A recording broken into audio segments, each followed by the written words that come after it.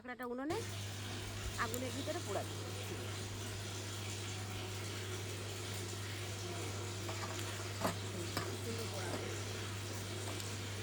হ্যাঁ হ্যাঁ, একদম ঠিক শুনেছো আর একদম ঠিকই দেখছো। আজকে মা দিয়ে দিয়েছিল উনানে কাঁকড়া পোড়া। তা কাঁকড়াগুলো কিন্তু প্রথমে একটু মেরে নিয়েছিল, জ্যান্ত কাঁকড়া তো আর দেওয়া যায় না, মেরে নিয়ে তারপরে কাঁকড়া দিয়েছিল উনানে পোড়া।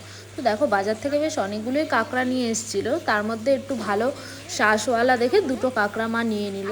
নিয়ে এবারে দেখো এখানটা মা বলেছে যে কাঁকড়াটাকে হালকা করে একটু মেরে নিয়ে তারপরে উনানের মধ্যে দিয়ে দিল পোড়া। তো মা বলছিল তোদের আজকে একটা দারুণ একটা নতুন রেসিপি খাওয়াবো, তোরা যেটা কোনোদিনও খাসনি। তারপর বললাম ঠিক আছে কি, তো বললো যে চল কাঁকড়া এনেছে তাহলে কাঁকড়া পোড়া খাওয়াই।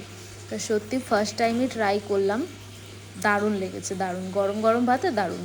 তো দেখো এরকম কাঁকড়াগুলোকে প্রথমে উনানে দিয়ে, মানে নিভে আছে রান্না হওয়ার পরে কাঠের উনানে দিয়ে ভালো করে দুদিকটাই ভালো করে পুড়িয়ে নিল। ওপর থেকে একটু কয়লা দিয়ে দিয়েছিল যাতে দুদিকটাই খুব ভালোভাবে হয়। তো আর দেখে নিশ্চয়ই বুঝতেই পারছো কাঁকড়াগুলো কত সুন্দর পোড়া হয়েছে। এবার ওই কাঁকড়াগুলো পুড়িয়ে নিয়ে ভালো করে ধুয়ে ছাইগুলো ছাড়িয়ে নিয়ে এবারে দেখো মা বসে পড়েছে শ্বাসগুলো বার করতে। তো শ্বাসগুলো বার করার জন্য প্রথমে কাঁকড়াগুলো আস্তে আস্তে করে ভেঙে নিল, ভেঙে নিচ্ছে, এই যে এক এক করে ভাঙছে, দেখো কি সুন্দর, মানে পুড়ে এতটাই নরম হয়ে গেছে যে মানে টানলেই উঠে যাচ্ছে ওপর থেকে। তো ভেঙে নিয়ে এরপরে আস্তে আস্তে দেখো শ্বাসগুলো বার করে নিচ্ছে।